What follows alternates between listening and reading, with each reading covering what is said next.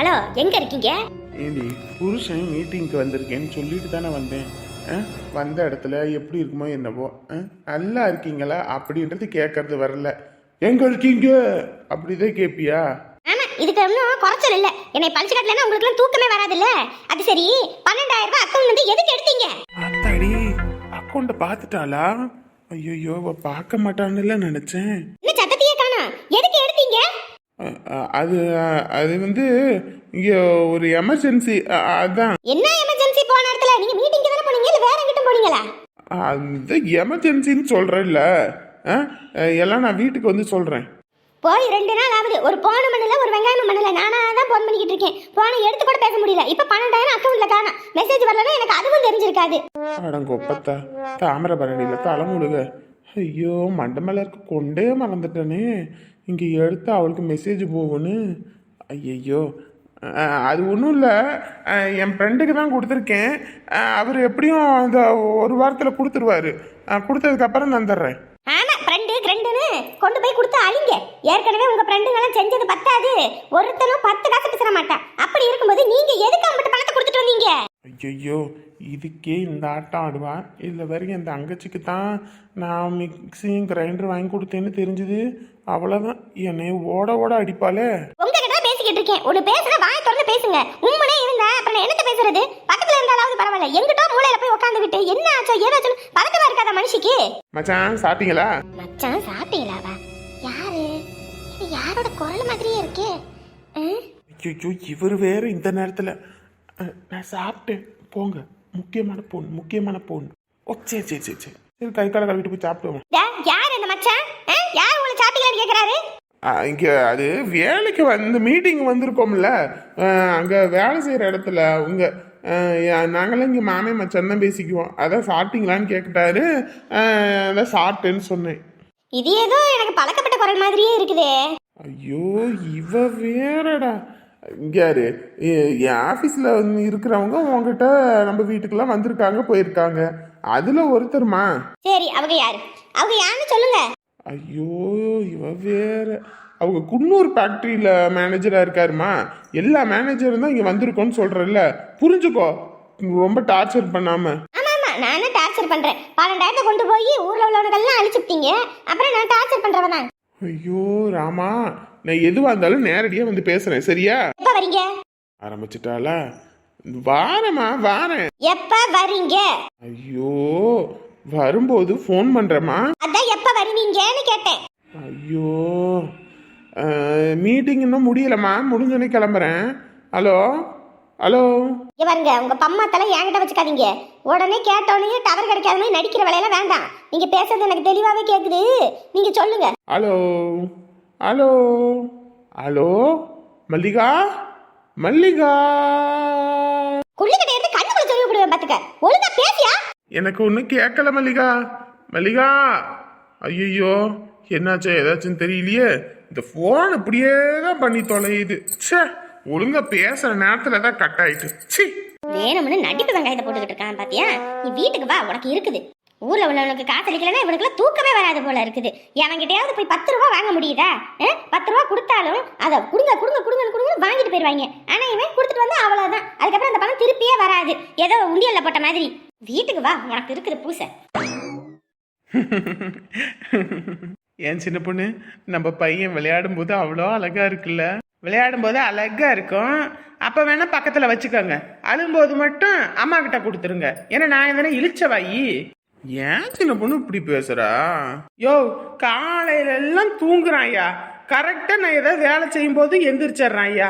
ராத்திரி தூங்குற நேரத்துல இப்படி விளையாண்டுகிட்டு இருக்கிறான் ஐயா. கட்டுப்பாவுமா ஆவாதா? குழந்தைங்க தெய்வம் ஒண்ணு, இப்படி எரிஞ்சு விழுகாத. குழந்தைங்க தெய்வமும் ஒண்ணு அப்படின்னு வாய்க்கிலேயே வக்கனையா பேசுறல்ல. ஒரு 2 நாள் உன் பிள்ளைய பாத்துக்க. நான் என் அம்மா வீடு வரைக்கும் போயிட்டு வந்துடுறேன். சின்ன பொண்ணு, உன்னைய விட்டு நான் எப்படி சின்ன பொண்ணு இருப்பேன்? அதுதான் ஏன் சொல்றேன், உன் பிள்ளைய நீ வச்சுக்க. நான் என் அம்மா வீட்டுக்கு போயிட்டு வாரேன். 2 நாள் நீ எப்படி இருப்பன்னு பாரு. சரி சின்ன பொண்ணு, கத்தாத. வெளியே அம்மாலாம் தூங்கிட்டு இருக்காங்க, காதுல இது விழுகும். உங்க அம்மாவுக்கு காதுல விழுகலன்னா தான் அது ஆச்சரியம், விழுந்தா அது ஆச்சரியம் கிடையாது. காலையில் எங்கள் அம்மா வந்ததுலேருந்து அதை கொண்டு வரலையா இதை கொண்டு வரலையான்னு நோண்டி நொங்க எடுத்துக்கிட்டு இருக்கு. இதில் வேற எங்கள் அம்மா அருணாக்கயிறு பையனுக்கு வாங்கலையாம், பொட்டுத்தோடு வாங்கலையாம், அதை குத்தி குத்தி காட்டுது. எங்கள் அம்மாவே பாவம், நகை விலை வேற ஏறி போச்சு. கடன் பட்டு அங்கிட்டு இங்கிட்டு புரட்டி அதை இதுன்னு பண்ணி 3.5 லட்சம் ரூபாய்க்கு அந்த 1.25 பவுனை வாங்கிட்டு வந்திருக்குது. அதுக்கே உங்கள் அம்மா 1000 நட்டம் சொல்லல. வேற நான் என்னமோ வாஷிங் மிஷினும் ஃப்ரிட்ஜும் கேட்ட மாதிரியும், குளிர்காலத்துக்கு பரவாயில்ல, வெயில் காலத்துக்கு தண்ணி வச்சு குடிக்கணும், அது உங்கள் புள்ள தான் குடிப்பா, உங்கள் பிள்ளைக்கு வாங்கி கொடுங்க. அதுவும் இல்லாமல் வாஷிங் மிஷினு அதை வேற அவள் துணி துவைச்சு கஷ்டப்பட்டுக்கிட்டு இருக்கா. அதுவும் இல்லாமல் பின்னாடி வேற ஊசி போட்டிருக்க அந்த பிள்ளைக்கு, அதனால ஒன்று வாங்கி கொடுங்க அப்படி இப்படின்றாங்களே. அப்போ மட்டும் சொன்னாங்கல்ல உங்களை கல்யாணம் பண்ணும்போது உங்கள் பொண்ணு எங்கள் பொண்ணு மாதிரின்னு. அப்போ எங்கள் அம்மா எதுக்கு செய்யணும்? உங்கள் அம்மா தானே செய்யணும். நீ என் மருமவ இல்லைம்மா, என் மகம்மா அப்படின்னாங்க. என் மகளுக்கு செய்ய வேண்டிதானே. எங்கள் அம்மா என்ன இழிச்சவாயி? பொண்ணை பெற்றவங்களா நாங்களாம் உங்களுக்கு இழிச்சவாயி? ஆரம்பிச்சிட்டாடா. இன்னைக்கு ராத்திரி சிவராத்திரி தான். உங்ககிட்ட தான் ஏன் பேசிக்கிட்டு இருக்கேன்? தூக்கம் வருது சின்ன பொண்ணு, வேலை செஞ்சு அசதியாக இருக்குது. இதில் நாளைக்கு வேற எல்லா பக்கமும் போய் அழைக்கணும் வைக்கணும், ஊருப்பட்ட செவலி இருக்குமா. அதானே ஒன்று சொன்னால் போதும் அப்படியே அங்கிட்டு திரும்பிக்குவ. இங்கே பாரியா, எனக்கு தெரியாது, இன்னும் ஒரே மாதம்தான், தண்ணி கொடுத்தனும் போயே ஆகணும். உங்கள் அம்மாவோடையில என்னால் மல்லு கட்ட முடியாது. பாவம் எங்கள் அம்மா எம்பிட்டு கஷ்டப்படுது தெரியுமா. புள்ள வீட்டிலேருந்து வந்து கொஞ்ச நேரம் நிம்மதியாக இருக்க முடியல. நாளைக்கு போய் வாங்கிட்டு வந்துடுங்க. ஒரு பக்கம் விடியுதோ விடியலையோ சொந்த பந்தெல்லாம் வீட்டுக்கு வர ஆரம்பிச்சிருவாங்க. வர்றவங்களாம் என்ன கொண்டு வந்திருக்காங்க உங்கள் சம்மந்தி, என்ன கொண்டு வந்திருக்காங்க உங்கள் சம்மந்தின்னு பார்ப்பாங்க. அப்படி இப்படின்னு எங்கள் அம்மா தலையில் அப்படியே மிளகா அரைக்குது. உடனே குறட்ட விட்டுருவானே. இரியா இரு, உன்னைய ஆட்டம் காட்டுறேன் பாரு. இதில் இவன் வேற தூங்கவும் மாட்டான் ஒன்றும் மாட்டான். ராத்திரி முழுக்க சாம கொடாங்கி மாதிரி இவனுக்கு விளையாட்டு கட்டிக்கிட்டே கிடக்கணும். தூங்கேடா, ஏன்டா அப்படி உயிர் எடுக்கிற? நான் ஒரு பொம்பளை பிள்ளைய பெற்றிருக்கணும். ஐயோயோ வேணாம் சாமி, இல்லைன்னா எங்கள் அம்மா வீட்டையே விற்று எங்கள் அம்மா உயிரையும் கையோடு வாங்கிட்டு வந்துடுவாங்க. ராணி வாங்க. மச்சான் சாப்பிட்டாரா? குழம்புலாம் நல்லா ருசியாக இருந்துச்சா? கறி எப்படி எல்லாத்துக்கும் பத்திரமா இருந்துச்சா எப்படி? எல்லாத்துக்கும் பத்துச்சு, குழம்புலாம் நல்லா தான் இருந்துச்சு. ஏன் உம்முன்னு இருக்க, என்னாச்சு? என்ன ஆகணும், ஒன்றா அவளை. யாரு? என் பொண்டாட்டி முகத்தை பார்த்தாலே நான் சொல்லிவிடுவேன் என்னவோ இருக்கு, என்னன்னு சொல்லு. பாவங்க அண்ணே, நான் மிக்சி கிரைண்டரில் இல்லாமல் கஷ்டப்பட்டு அதில் அரைக்கிறேன்னு சொல்லிட்டு வாங்கிட்டு வந்து வச்சிருக்கனே.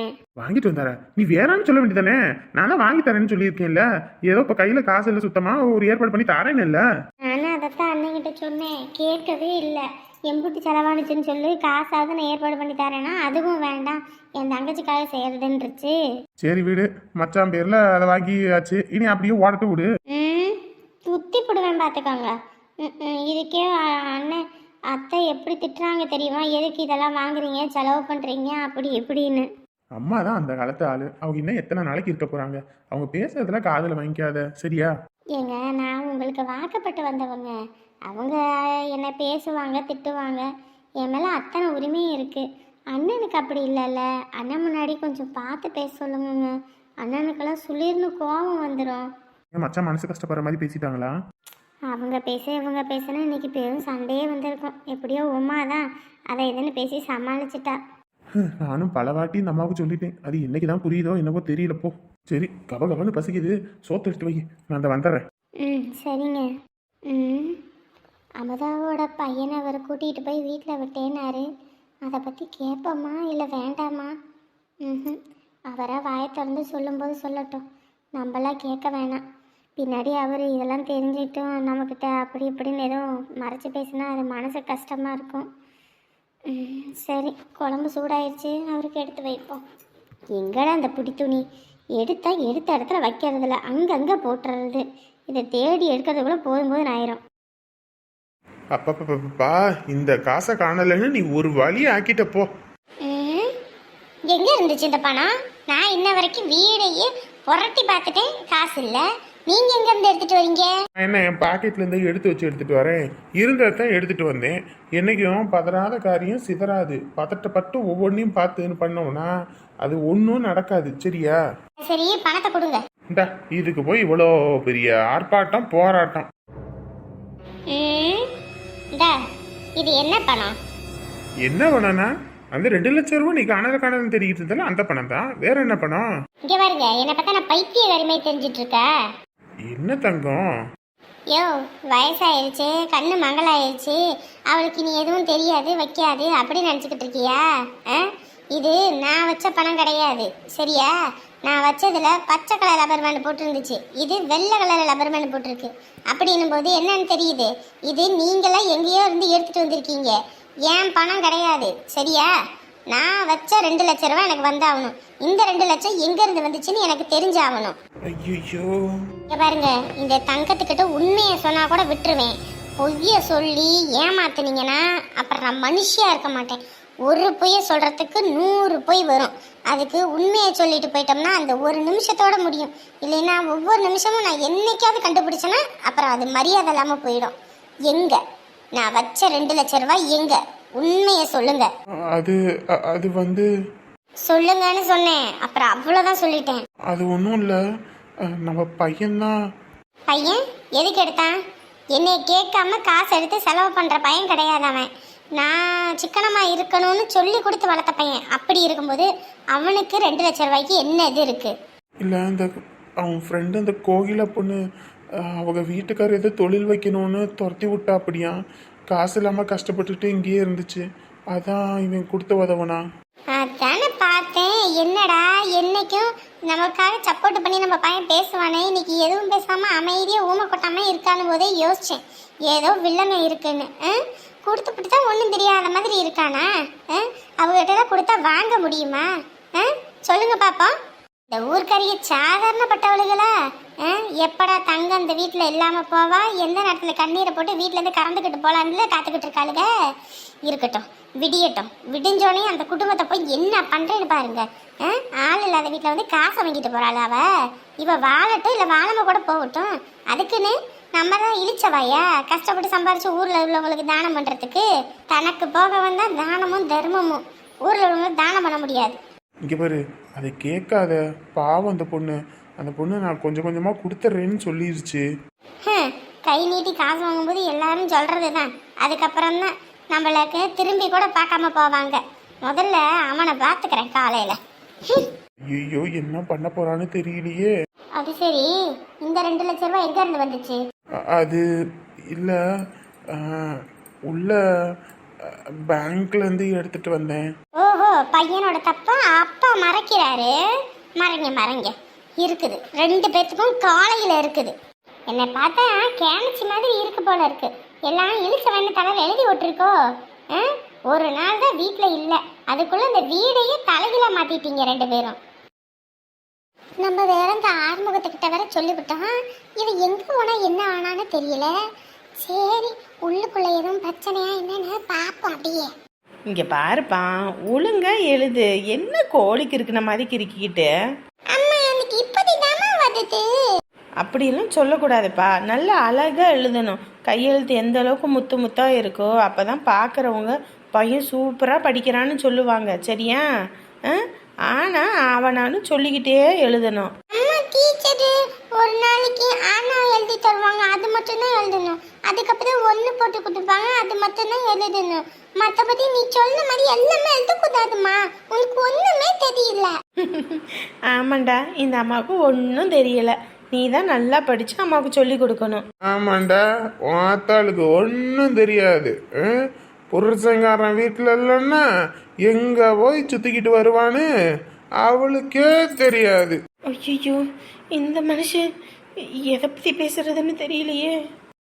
ஏண்டி, நான் வீட்டில் இல்லாத போது நீ வீட்டை பூட்டி புட்டு ஊரை சுத்திக்கிட்டு கிடக்குற. ராத்திரி வந்தோடனே பையனை கூட்டிட்டு வரேன்னு நடிச்சுக்கிட்டு. நானும் கொஞ்ச நாளுக்கு உன்னை வாட்ச் பண்ணிக்கிட்டு தாண்டி இருந்தேன். கதவு பூட்டினாலும் நீ வெளியே போய் சுத்திக்கிட்டு வரேன்னா அப்போ உனக்கு எம்பிட்டு எகத்தாலும். இந்த ஆறுமுகத்தை பார்த்தா உனக்கெல்லாம் எப்படி தெரியுது? இழிச்சவன் இவன் தலையில மொளக்க அரைக்கலான்னு நினச்சிக்கிட்டு இருக்கியோ? நீ வீட்டில் உட்காந்து சொகுசா இருக்கணும், நான் வெளியே போய் கஷ்டப்பட்டு வந்து உனக்கு சோத்துக்குல இருந்து போட்டுக்கிற துணிமணியிலேருந்து எல்லாம் சம்பாரிச்சு கொண்டு வந்து கொடுத்தா நீ ஆள் இல்லைனாலும் எனக்கு டிமிக்கி கொடுத்துட்டு ஊரை சுத்துறனா அப்போ உனக்கு எம்பிட்டு எகத்தாளா இருக்கும். ம்? ஏங்க நான் எங்கேயெல்லாம் போய் சுத்தலைங்க, வீட்டில் தாங்க இருக்கேன். ஏய், நீ வீட்டில் இருந்தையா இல்லையான்னு எனக்கு எல்லாம் தெரியும், சரியா?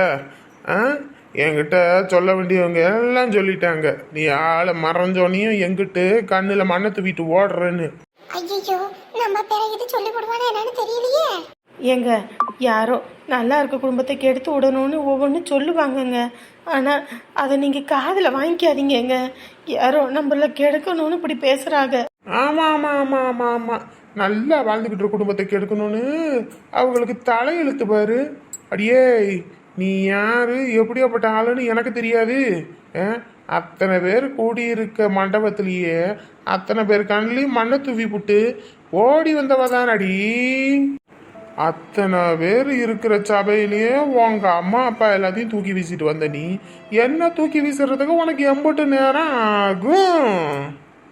பாவி மனுஷா, ஏன்னா இப்படி மனசில் கொஞ்சம் கூட ஈரம் இல்லாமல் பேசுகிறேன்னு எனக்கு தெரியல. நான் உனக்காக தானே வந்தேன், அதை கூட இப்படி குத்தி காட்டி பேசுறியே.